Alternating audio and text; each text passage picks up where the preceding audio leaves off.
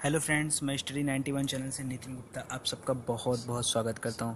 दोस्तों, कुछ लोगों का मैसेज आया था मेरे पास और कई बार मैंने उनसे प्रॉमिस भी किया कि ठीक है, मैं इस बारे में वीडियो बनाऊंगा। आज की जो हमारी टॉपिक है ये हम लोग पढ़ने वाले हैं भारत की जनगणना रिपोर्ट के बारे में। ठीक है, तो क्या है जनगणना रिपोर्ट, इसको हम बहुत डिटेल में देखेंगे। बहुत सारे टॉपिक को इसमें हम कवर करेंगे और उन सारी चीज़ों को आपको मैं याद कराने का प्रयास करूँगा एक ऐसे तरीके से जो कि एक डीपली नॉलेज होगा आपको। ठीक है, ताकि आप चीज़ों को कभी भूल ना सकें। ठीक है, तो बहुत अच्छे तरीके से उसको हम लोग कवर करेंगे। आइए बने रहिए, इसके बाद बाकी बातें करते हैं। ठीक है, तो आज हम पढ़ने जा रहे हैं भारत की जनगणना रिपोर्ट के बारे में, जो कि 2011 में आई थी। ठीक है, उस समय जो जनगणना आयुक्त थे वो कौन थे? सी चंद्रमौली। तो ये इंपॉर्टेंट है। ठीक है, इसको आपको ध्यान देना है। सी चंद्रमौली क्या थे? उस समय जनगणना आयुक्त थे और यह भारत की 15वीं जनगणना थी। ठीक है ना, कौन सी जनगणना थी? 15वीं जनगणना। हम इस जनगणना का जो ध्येय वाक्य था वो क्या था, या जो स्लोगन था वो क्या था? वो था हमारी जनगणना हमारा भविष्य। स्वतंत्रता के बाद अगर हम बात करेंगे तो यह भारत की 7वीं जनगणना थी। स्वतंत्रता के बाद 7वीं और अदरवाइज ये 15वीं थी टोटल। ठीक है, एक जनगणना अधिनियम भी बना था जो कि 1948 में बना था। ठीक है, ये आपको ध्यान देना है और इसी के आधार पर हम लोग जनगणना को काउंट करते हैं।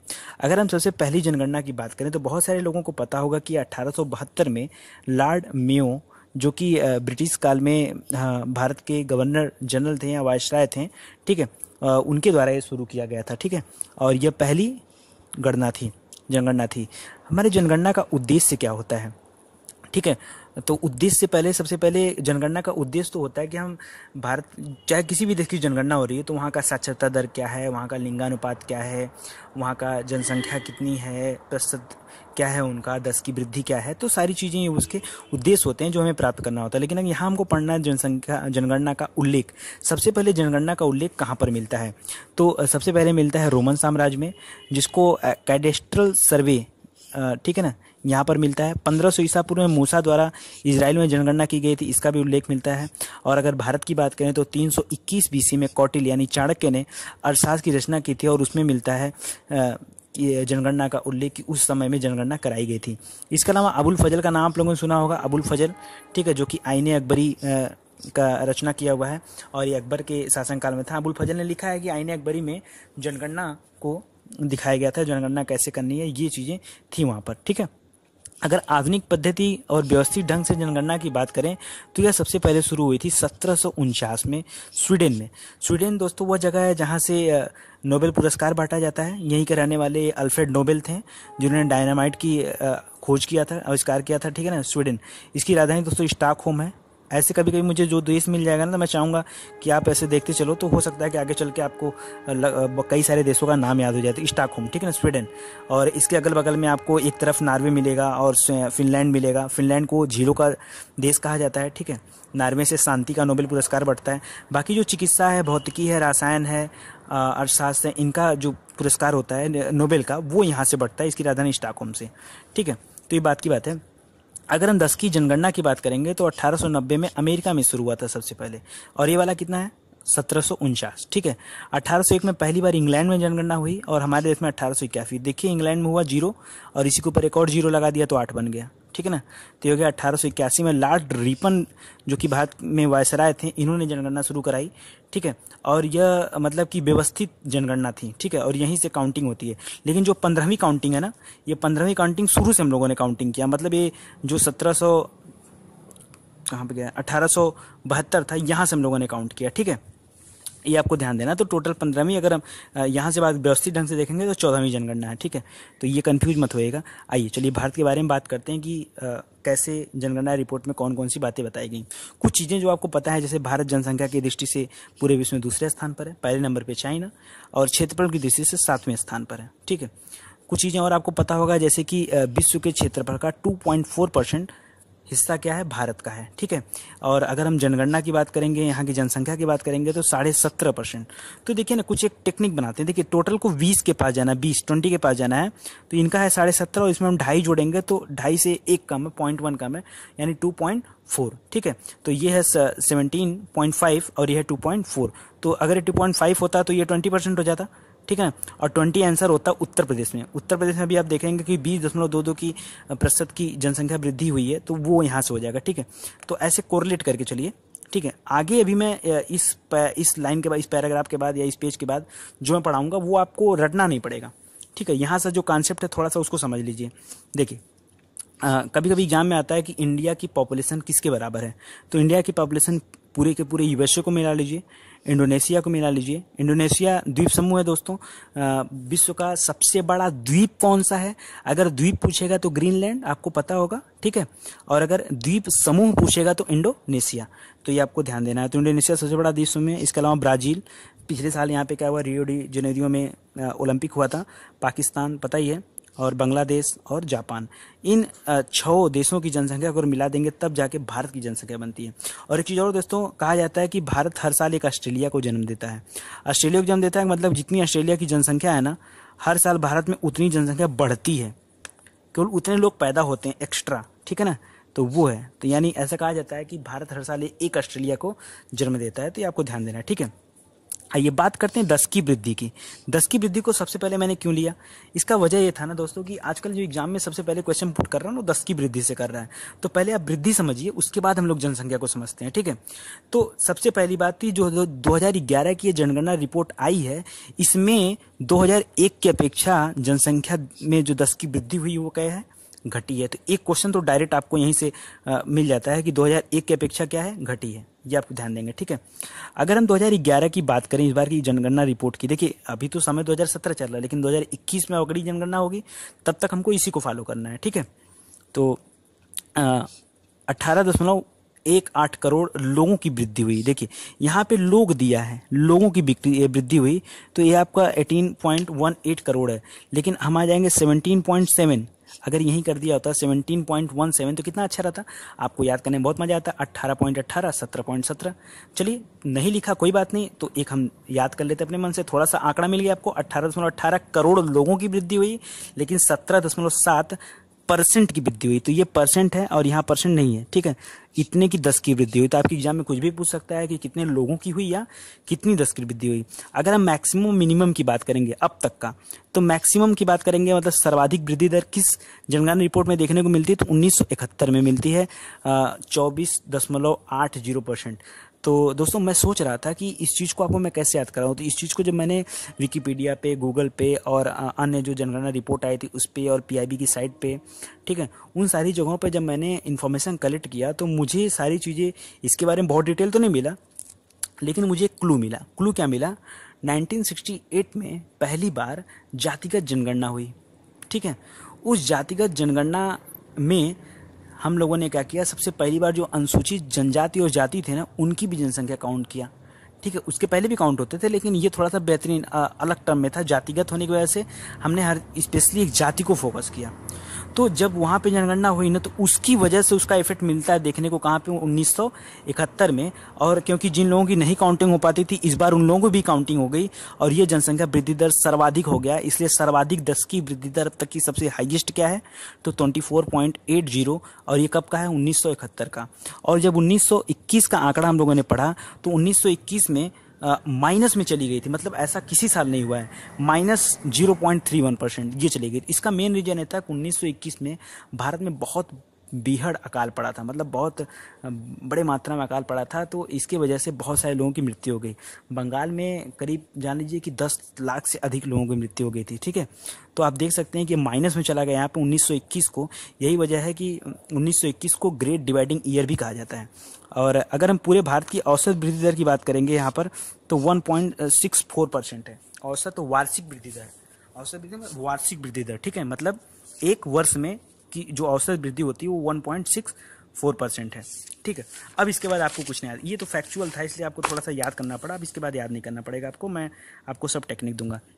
1911 से लेकर 1921 में जो हुआ था, यहाँ पे जनसंख्या सबसे कम थी, आपने देखा था, और अकाल महामारी सबसे बड़ा इसका कारण बना। 1921 को इसी वजह से क्या बोला जाता है, महान विभाजक वर्ष या ग्रेट डिवाइडिंग ईयर। तो एसएससी वगैरह में तो डायरेक्ट क्वेश्चन आ जाता है कि द ग्रेट डिवाइडिंग ईयर किसे कहते हैं, तो 1921 को कहते हैं। ठीक है, ये आप ध्यान देंगे।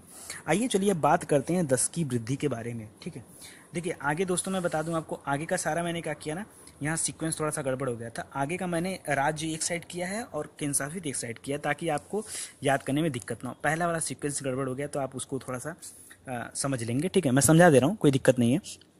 अगर हम 10 की वृद्धि दर की बात करें तो कहानी सुनिए, खाली छोटी सी कहानी सुनिए 1 मिनट की, ठीक है, और आपको अभी सब क्लियर हो जाएगा। तो कहानी हमारी ये है दोस्तों कि जैसे मान लीजिए आपके घर में जो बुजुर्ग लोग हैं, ठीक है, तो उन बुजुर्ग लोगों की क्या, जैसे आप जैसे हमारे पापा हैं, ठीक है ना, तो हमारे पापा और हमारे दादा में बच्चे पैदा करने को लेकर कौन ज़्यादा सीरियस होगा, ठीक है। सीरियस इन द सेंस ये कि जो है कौन अलर्ट हो, जैसे पापा लोग क्या सोचते हैं, हम लोगों के पापा लोग क्या सोचते हैं, यार चलो एक बच्चा, दो बच्चा, तीन बच्चा हो गया बहुत है, ठीक है, इससे ज़्यादा नहीं। लेकिन दादाजी के ज़माने में ऐसा कुछ नहीं था। दादाजी ने तो क्या सोचा, दादा कई कई जगहों पर तो आपने सुना होगा कि दादाजी के कई लड़के हैं, मतलब 7 8 9 10 ऐसे भी देखने को मिलते हैं।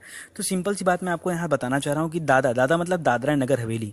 दादरा एंड नगर हवेली एक ऐसा केंद्रशासित प्रदेश है जहाँ की 10 की वृद्धि सबसे ज़्यादा, देखिए 55.9%, 55.9%, ठीक है। इसके बाद दमन और पुदुचेरी का नंबर आता है। तो आप मेन फोकस करो जो है, बाद वाला कोई बहुत इंपॉर्टेंट नहीं, आप चाहो तो याद कर सकते हो, ठीक है। तो एक कापी जरूर आप बनाइएगा इसके साथ, ताकि चीज़ें आपको समझ में आए। तो दादरा और नगर हवेली, तो दादाजी के पास बुद्धि नहीं था, मतलब कि उनको ज्ञान नहीं था, ठीक है। और एक वजह इसका और बनता है, इनको ज्ञान नहीं है, मतलब अगर हम साक्षरता की बात करेंगे तो उस समय क्या हो जाएंगे, साक्षरता की दृष्टि से जब आएंगे तो ये एकदम बिल्कुल कम में आ जाएंगे, ठीक है। तो आगे हम लोग बात करेंगे अभी कि तो दादा पढ़े लिखे नहीं, इसी वजह से तो ये काम कर रहे हैं, 10 की वृद्धि में इतना बड़ा योगदान दे रहे हैं। तो दमन, तो दादा ने क्या किया, अपने लक्ष्य को पूरा कर लिया, मतलब 9-10 बच्चे पैदा करके अपने लक्ष्य को पूरा, देखिए याद करने की टेक्निक यार, बुरा मत मानिएगा आप लोग, ठीक है। तो दादा ने अपने लक्ष्य को पूरा कर लिया। तो लक्ष्य को पूरा कर लिया मतलब लक्षद्वीप, ये भी केंद्रशासित प्रदेश है और यहाँ की है 6.3%, और ये सबसे कम है। देखिए ये वाला सिंबल आपको कम दिखाएगा और ये वाला सिंबल सबसे सर्वाधिक बताएगा, ठीक है। तो ये हो गया, ठीक है। यहाँ पर देखिए तो दादाजी ने लक्ष्य पूरा कर लिया, दादाजी ने लक्ष्य पूरा कर लिया, ठीक है। तो ये आप याद रखिएगा, ठीक है ना। उसके बाद देखिए पहले इंग्लिश में भी पहले यम और यन आता है, ठीक है, यम के बाद ही यन आता है। या अगर जैसे मान लीजिए आप यूपी में हो तो यूपी से जब भी चलेंगे इधर साइड पूर्वोत्तर साइड, तो पहले आपको यम से मिलेगा मेघालय, ठीक है ना, उसके बाद मिलेगा नागालैंड। तो ये आपको मैं बताना चाह रहा हूँ, ये एक सीक्वेंस है, ऐसे बना हुआ है, ठीक है ना। तो देखिए मेघालय एक ऐसा राज्य है जहाँ की जनसंख्या वृद्धि दर सर्वाधिक है, मतलब 27.9% है, और नागालैंड की माइनस में है। तो नागालैंड के बारे में कहानी बता देता हूँ ताकि आप 10 की वृद्धि नहीं भूलोगे, अपने आप आपको यम याद आ जाएगा। ये दादाजी को लक्ष्य पूरा कर दिया तो याद ही रहेगा, ठीक है। देखिए 2001 ऐसा साल था जिस समय नागालैंड की वृद्धि दर सर्वाधिक थी, 64.53%, और नागालैंड ने अपने आप को इतना मजबूत किया कि इस सर्वाधिक वृद्धि दर से अपने आप को कहाँ लेके आया, माइनस में लेके आ गया, मतलब घटा दिया। सोचिए 10 साल के अंतराल पर इतने बड़े कमी को करना, मतलब समझ रहे हैं कि वहाँ के लोगों ने कितने कुछ चेंजिंग किया होगा, मतलब कितने पढ़े लिखे लोग हैं यहाँ के, कितने कितने अच्छे लोग हैं कि यहाँ पर सर्वाधिक वृद्धि दर है, और जस्ट अगले 10 साल में यहाँ का होगा निगेटिव हो गया, माइनस में होगा, -0.6%। तो अभी 2001 में सर्वाधिक था, ये भी नहीं कि 10 20 30 साल पहले की बात कर रहा हूँ, 10 साल पहले की बात कर रहा हूँ। 2001 की जनगणना रिपोर्ट में ये 64 सर्वाधिक था, और 2011 में सबसे कम हो गया। तो आप याद रखेंगे यम के बाद यानी मेघालय पहले आएगा, फिर नागालैंड। अब इसके बाद आपको सारा सीक्वेंस मिल जाएगा। अगर हम बात करें जनसंख्या की, अच्छा एक चीज़ और याद रखिए, इसके साथ एक मैंने और चीज़ बनाया, जैसे भारत की जो पूरे भारत का जो 10 की वृद्धि दर है वो 17.7%, और मैंने आपको बताया था कि अगर आप लोगों में बात करेंगे तो 18.18, ठीक है ना, ये करोड़ है, इतना करोड़ लोगों की वृद्धि हुई है। और अगर पॉइंट बात करें 17.7, अगर उत्तर प्रदेश की बात करेंगे इसमें तो 20.2%, ठीक है ना, 20.2%। तो याद ध्यान दीजिएगा। जनसंख्या में बात करें, जनसंख्या में एक चीज़ ध्यान दीजिएगा दोस्तों, एग्जाम में क्वेश्चन आता है कि जनसंख्या में किन्हें काउंट किया जाता है। तो देखिए 7 वर्ष या 7 से अधिक, इसलिए मैंने दोनों लिखा है, 7 या 7 से अधिक वर्ष के जो बच्चे होते हैं या जो लोग होते हैं, केवल उन्हीं को जनसंख्या में काउंट किया, यानी बच्चों को जो 5 साल 6 साल के हैं उनको काउंट नहीं किया जाता है, ये आपको ध्यान देना है। पूरे भारत की जनसंख्या अगर हम देखें तो 121.08 करोड़ है, जो आज बढ़ के 130 करोड़ हो गई है, ठीक है, एक अनुमान है, एस्टिमेट है, ठीक है ना। अगर उत्तर प्रदेश की जनगणना की बात करेंगे, जनसंख्या की बात करेंगे तो 19.98%, लगभग 20% होने वाली है। तो देखिए ये आप कैसे याद करेंगे, यहाँ पे देखिए हमने 10 की वृद्धि दर पढ़ा 20.2, तो ये 20 से 0.2 ज़्यादा है और ये 0.2 कम है। तो एकदम सिंपल सा ऐसे कॉन्सेप्ट बना लीजिए, ठीक है भाई। तो ये आपको समझ में आएगा कि जैसे 20.2% है, तो ये आपको ध्यान देना है, ठीक है। अगर हम यहाँ बात कर रहे हैं जनसंख्या की, तो सबसे ज़्यादा जनसंख्या तो हमारे उत्तर प्रदेश की है, और 10 की वृद्धि कितनी है इसकी, तो 20.2% टोटल, ठीक है। और अगर हम बात करेंगे सबसे कम किसकी है, तो ये है सिक्किम की। तो हमको याद कैसे करना है कि यूपी का सिक्का चलता है, यूपी का सारे राज्यों से ज़्यादा मतलब अहम भूमिका होती है, इसलिए यूपी का सिक्का चलता है, चाहे लोकसभा हो, चाहे राज्यसभा हो, चाहे अभी राष्ट्रपति पद आपने देखा, तो यूपी का सिक्का चलता है। यानी उत्तर प्रदेश की जनसंख्या सबसे ज़्यादा और राज्यों में सबसे कम जनसंख्या किसकी है, तो सिक्किम की है, ठीक है। और जनसंख्या के बारे में बात करें, ठीक है। और अगर क्षेत्रफल के बारे में बात करेंगे तो यहाँ पे क्या हो जाता है, गोवा आ जाता है, ठीक है। तो ये आप ध्यान देंगे, गोवा। तो ये तो फिलहाल बात की बात है, हम लोग कभी बाद में चर्चा करेंगे इसकी। और अगर संघ केंद्र शासित प्रदेशों की बात करें तो इसमें दिल्ली सर्वाधिक जनसंख्या किसकी है, दिल्ली के, क्योंकि ज़्यादातर लोग कहाँ जाना पसंद करते हैं, दिल्ली, दिल्ली राजधानी है, ठीक है। तो वहाँ की जनसंख्या सबसे ज़्यादा है। और सबसे कम किसकी है, तो लक्षद्वीप की है। तो अभी हमने पीछे पढ़ा कि 10 की वृद्धि दर में सबसे कम कौन था, लक्षद्वीप, और जनसंख्या में भी सबसे कम है कौन, लक्षद्वीप। तो एक तरीका हमको मिला, देखिए क्या तरीका मिला कि जहाँ की 10 की वृद्धि कम होगी, जहाँ की जनसंख्या कम होगा, वहाँ का 10 की वृद्धि भी कम होगा, ठीक है। तो ये आपको ध्यान देना है। लेकिन जहाँ का जनसंख्या ज़्यादा है, क्या वहाँ की 10 की वृद्धि ज़्यादा नहीं, दिल्ली है ना, पढ़े लिखे लोग हैं, तो इनकी जनसंख्या तो ज़्यादा है लेकिन 10 की वृद्धि ज़्यादा नहीं है, 10 की वृद्धि दादा की ज़्यादा है, मतलब दादरा नगर हवेली की ज़्यादा है। तो ये आपको ध्यान देना है, ठीक है। ये हार्ड पॉइंट हम लोग छोड़ते हैं, आगे फिर से हमको हार्ड पॉइंट मिलेगा, ठीक है। वहाँ पे मैंने कवर किया इस चीज़ को। देखिए अगर हम जनसंख्या घनत्व की बात करें, घनत्व मतलब होता है कि प्रति वर्ग किलोमीटर में, मतलब 1 किलोमीटर ऐसे, फिर 1 किलोमीटर ऐसे ऐसे ऐसे, इसको वर्ग हो गया, तो एक वर्ग किलोमीटर में कुल कितने पॉपुलेशन रहती है, कितने लोग रहते हैं, उसको बोलते हैं जनसंख्या घनत्व। तो सबसे ज़्यादा जनसंख्या घनत्व तो बिहार का है। अभी तक पश्चिम बंगाल था दोस्तों, इसके बाद कौन आ गया, बिहार आ गया, ठीक है। तो ये बिहार का है 1106, और बांग्लादेश आई थिंक पूरे वर्ल्ड में पहले नंबर पर है, बांग्लादेश बगल में। तो बांग्लादेश के बगल में पश्चिम बंगाल था, लेकिन अभी उसको पीछे छोड़ के बिहार आ गया 1106, ठीक है। तो यहाँ का है, तो ये आपको ध्यान देना है, ठीक है। सबसे ज़्यादा जनसंख्या घनत्व, और सबसे कम कहाँ पे, तो अरुणाचल प्रदेश में। अरुणाचल प्रदेश में मात्र 1 वर्ग किलोमीटर में 17, ठीक है। तो बहुत कम है अरुणाचल प्रदेश में, पहाड़ी एरिया है ना इसकी वजह से, ठीक है। तो यहाँ पे कम है। अगर हम बात करेंगे सबसे ज़्यादा जनसंख्या घनत्व केंद्र शासित में कहा कि, तो जहाँ जनसंख्या दिल्ली की ज़्यादा है, ठीक है ना, और वहीं का जनसंख्या घनत्व भी ज़्यादा है, क्योंकि दिल्ली में आप देख ही रहे हैं कैसे लोग रहते हैं, ठीक है। और सबसे कम कहाँ पर, तो अंडमान निकोबार की। तो यहाँ के बारे में जान लीजिए, अंडमान निकोबार द्वीप समूह भारत का एक ऐसा एकमात्र द्वीप समूह है जहाँ आम नागरिकों को जाने के लिए पाबंदी है। यहाँ जाने के लिए उसको भारत सरकार से परमिशन लेनी पड़ेगी, ठीक है। और मैक्सिमम लिमिट भी है भारत सरकार की 1 महीने समथिंग, ठीक है। तो उतने उससे ज़्यादा कोई वहाँ पे रह नहीं सकता है, ठीक है। तो अंडमान निकोबार, तो वहाँ की जनसंख्या घनत्व एकदम कम है, क्योंकि इतना दूर, एक तो उतने दूर जाके कौन रहेगा, लक्षद्वीप तक ठीक है, चलो मछुआरे वहाँ रह लेते हैं, दमन दीव गुजरात और मुंबई के आसपास पड़ जाता है, लेकिन अंडमान निकोबार की दूरी भारत से बहुत अधिक हो जाती है। इसकी वजह से यहाँ पे क्या है, बहुत कम है। अगर शायद पास होता तो इसका भी कुछ ना कुछ होता, जनसंख्या घनत्व ज़्यादा होता, लेकिन अभी ऐसे। और अगर इसके बाद दादरा नगर हवेली का आता है तो आप अंडमान निकोबार है, तो दिल्ली अंडमान निकोबार, ये आप ध्यान दो, ठीक है। इसके बाद हम बात कर रहे हैं साक्षरता की, ठीक है ना। तो मैंने बताया था पीछे आपको कि जनसंख्या वृद्धि दर में दादाजी ने इतने सारे लड़के पैदा किया, तो वहाँ की जनसंख्या वृद्धि दर ज़्यादा है। लेकिन दादाजी ने क्यों पैदा किया, क्योंकि वह निरक्षर थे, मतलब साक्षर नहीं थे। तो सबसे कम साक्षरता दर किस केंद्र शासित प्रदेश की, तो दादरा नगर हवेली की, ठीक है। कम होने के बावजूद भी 76.2 है, ठीक है। जस्ट उत्तर प्रदेश का उल्टा, उत्तर प्रदेश का कितना है, 67.7 है, ठीक है। अच्छा यहाँ एक चीज़ मैं बताना भूल गया, देखिए जनसंख्या घनत्व तो भारत का 382 है और उत्तर प्रदेश का 829 है, तो ये आपको ध्यान देना है, ठीक है। 829 382, जबकि दिल्ली का देखिए 11,320 है और बिहार का 1106 है, तो डिफरेंस आप देखते रहिए, ठीक है ना, 829 है, ठीक है। आगे बढ़े, देखिए तो दादा को मैंने बता दिया, दादा साक्षरता कम साक्षर थे, लेकिन उसके बाद भी कितने हैं, तो उत्तर प्रदेश से अधिक हैं, ठीक है। और अगर उधर दादा ने लक्ष्य को प्राप्त किया था, इधर लक्ष्य ने दादा को प्राप्त कर लिया, किसमें, साक्षरता में। सबसे ज़्यादा साक्षरता कहाँ की है, तो लक्षद्वीप की है। तो जस्ट अपोजिट है, 10 की वृद्धि और साक्षरता क्या है, केंद्र शासित प्रदेशों में जस्ट अपोजिट है। वहाँ दादा ने लक्ष्य को प्राप्त किया था, यहाँ लक्ष्य ने दादा को प्राप्त कर लिया, मतलब लक्षद्वीप ने अपना लक्ष्य हासिल कर लिया साक्षरता दर में। पूरे भारत की साक्षरता दर 73% है, ठीक है।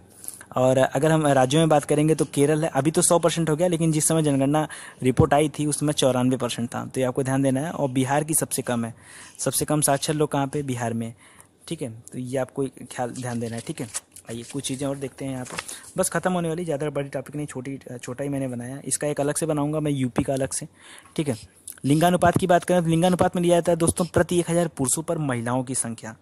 1000 पुरुष पर कितने महिलाएं हैं वो लिया जाता है, जबकि भारत का लिंगानुपात देखिए 1000 से बहुत कम है। ठीक है, 943 महिलाएं हैं 1000 पुरुषों पर। ठीक है, और उत्तर प्रदेश में तो और कम है, 912 महिलाएं हैं 1000 पुरुषों पर। मतलब भारत के अगर सापेक्ष देखा जाए तो बहुत कम है। लेकिन केरल एकमात्र ऐसा राज्य है जहाँ की भाई पढ़े लिखे लोग हैं। केरल में ज़्यादा सबसे साक्षर राज्य कौन सा है तो केरल। ठीक है, तो वहाँ के लोग जब पढ़े लिखे इतने हैं तो वहाँ लिंगानुपात भी अच्छा होगा। और सबसे खराब लिंगानुपात किसका है तो देखिए सबसे कम साक्षरता की अगर हम बात करेंगे तो सबसे कम साक्षरता हमारी किसकी थी, यहाँ देखिए बिहार की थी, कम पढ़े लिखे लोग थे।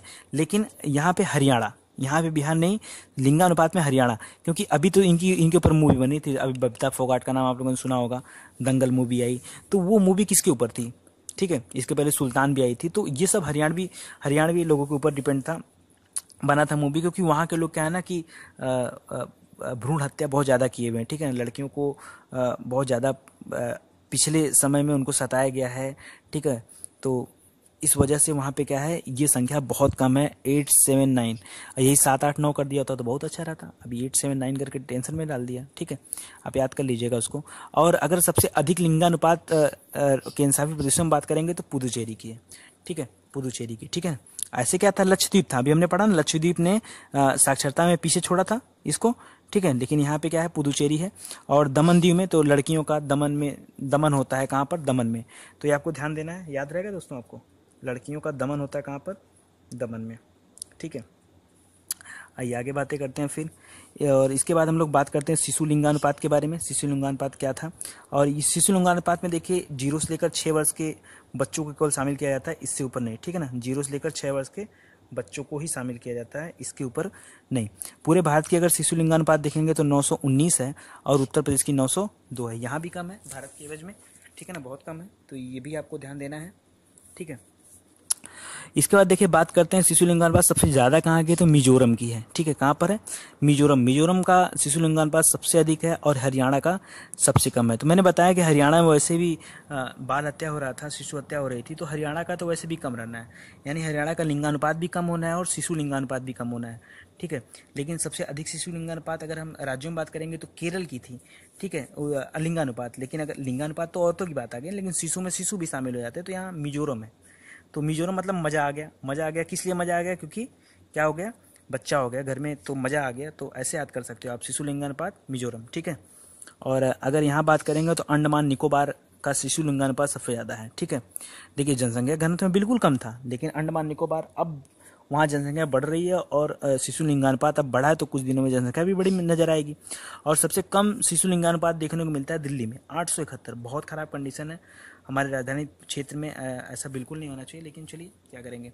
871 बहुत ज़्यादा कम है। ठीक है, दिल्ली का है शिशु लिंगानुपात सबसे कम शिशु लिंगानुपात। इसके पहले हम लोगों ने दिल्ली पढ़ा था जनसंख्या के मामले में और जनसंख्या घनत्व के मामले में, दोनों में केंद्र शासित प्रदेशों में सबसे ज़्यादा लोग वहाँ रहते हैं। ठीक है, आइए इसके बाद हम लोग बात करते हैं सर्वाधिक जनसंख्या वृद्धि दर वाले जिले कौन से हैं। जिला में बात कर रहा हूँ दोस्तों। तो अभी नए पैटर्न पे जो भी क्वेश्चन आ रहे हैं वो यहाँ थोड़े से टफ इस तरह के क्वेश्चन बन रहे हैं। अरुणाचल प्रदेश में हम लोगों ने पढ़ा था कि अरुणाचल प्रदेश में सबसे कम जनसंख्या घनत्व, जनसंख्या घनत्व के मामले में क्या थी, सबसे कम। ठीक है ना, 17 था, 17 ये था ना, 17। ठीक है ना, जनसंख्या घनत्व के मामले में। ठीक है, अरुणाचल प्रदेश। और यहीं का एक जिला है कुरंगकुलम, यहाँ की जनसंख्या देख रहे हैं आप कितना है, कितने % की रेट से बढ़ी है, सर्वाधिक जनसंख्या वृद्धि दर 111.01% से। तो ये इंपॉर्टेंट बहुत है। और इसी तरह पुदुचेरी में एक जिला है पुदुचेरी का यमन। ठीक है ना, और ये 77.15%, यहाँ की जनसंख्या वृद्धि बहुत अधिक है। तो ये जनसंख्या वृद्धि की बात कर रहा हूँ, जो बढ़ा है परसेंटेज में उसकी। लेकिन अगर मैं ये बोल दूं कि सर्वाधिक जनसंख्या वाला जिला या न्यूनतम जनसंख्या वाला जिला कौन सा है, तो उसके लिए सबसे ज़्यादा जनसंख्या महाराष्ट्र की है, थाने में, थाने जिला पड़ता है महाराष्ट्र में वहाँ की। और पश्चिम बंगाल में इसी तरह एक जिला है 24 परगना। ये दोनों जिले सर्वाधिक जो है जनसंख्या वाले जिले हैं। तो पहले थाने और फिर बाद में 24 परगना वाला जिला। ठीक है ना, 24 परगना नाम है जिले का। और कम में देखेंगे तो अरुणाचल प्रदेश में दिबांग घाटी है। तो देखिए फिर एक हमको टर्म मिल गया यहाँ पे, सबसे अधिक मतलब सर्वाधिक जनसंख्या वृद्धि भी वहाँ पे था, अरुणाचल प्रदेश का ही था। अभी कुरंगकुलम हम लोगों ने पढ़ा था, कुरंगकुलम। और सबसे कम भी आ गया दिबांग घाटी। ठीक है ना। तो ये दोनों चीज़ आपको ध्यान देना है। और अरुणाचल प्रदेश में दूसरा भी है, यहीं पे अंजाव नाम है, वो न्यूनतम वहाँ पे भी है, ठीक है। आइए जन्म दर और मृत्यु दर की बात कर लेते हैं। जन्म दर अगर हम भारत की बात करेंगे तो 21.4% है और उत्तर प्रदेश में 27.2% है, ठीक है। सबसे अधिक जन्म दर कहाँ पर है? बिहार में। तो जनसंख्या घनत्व भी तो यहीं का बढ़ रहा है, ठीक है, और जनसंख्या भी यहीं की बढ़ रही है। तो अब देखिए ये यूपी दूसरे नंबर पर आता है और सबसे कम गोवा में है। पढ़े लिखे लोग हैं, ठीक है, थोड़ा सा, तो इसलिए थोड़ा सा मेंटेन किए वहाँ पे जन्म दर, ठीक है।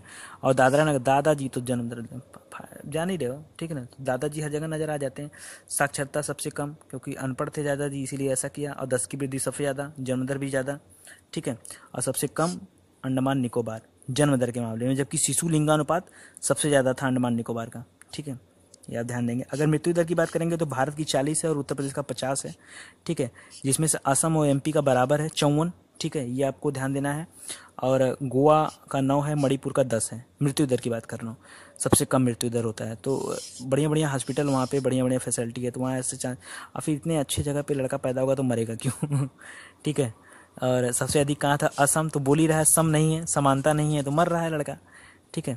और दादरा नगर हवेली में जब जन्म दर भी ज़्यादा है, मृत्यु दर भी ज़्यादा है, भाई जब ज़्यादा ही लड़के पैदा करेंगे तो वो कहाँ सोचेंगे कि लड़का स्वस्थ होगा, नहीं होगा, कुछ भी वो आए लड़का ठीक है। और पुदुचेरी में सबसे कम, ठीक है। तो अभी मैंने इतना ही बनाया है इसके बारे में इम्पोर्टेंट। एक मैं जाति का अलग से बनाऊंगा, धर्म वाइज अलग से बनाऊंगा, और एक यूपी स्पेशल की अलग से डालूंगा, ठीक है। तो दोस्तों अगर आपको वीडियो पसंद आया हो तो प्लीज़ आप वीडियो को शेयर करिए और कमेंट जरूर करिएगा कैसा लगा आपको पढ़ के। देखिए इस चीज़ को ना कम से कम आप 2-3 बार देखिए, देख लेंगे ना तो एग्जाम में आपको पता है हर बार एक क्वेश्चन देता है, तो पक्का आपको समझ में आ जाएगा। कल दोस्तों, कल संडे है और कल मैं आपको सोच रहा हूँ किसी बड़े टॉपिक पर वीडियो बनाऊँ, जैसे इकोनॉमिक्स, ताकि एक बड़ा चैप्टर हम लोग कवर करते हैं, ठीक है। तो बहुत बहुत धन्यवाद आपका। और हाँ दोस्तों, प्लीज़ अगर आपको आपके वीडियो पे ऐड दिखता है तो आप ऐड को क्लिक जरूर करिए, ठीक है, कुछ फ़ायदा हो जाए मेरा, ठीक है। ज़्यादा नहीं बोलना चाहूँगा, बस इतना ही। थैंक यू, धन्यवाद।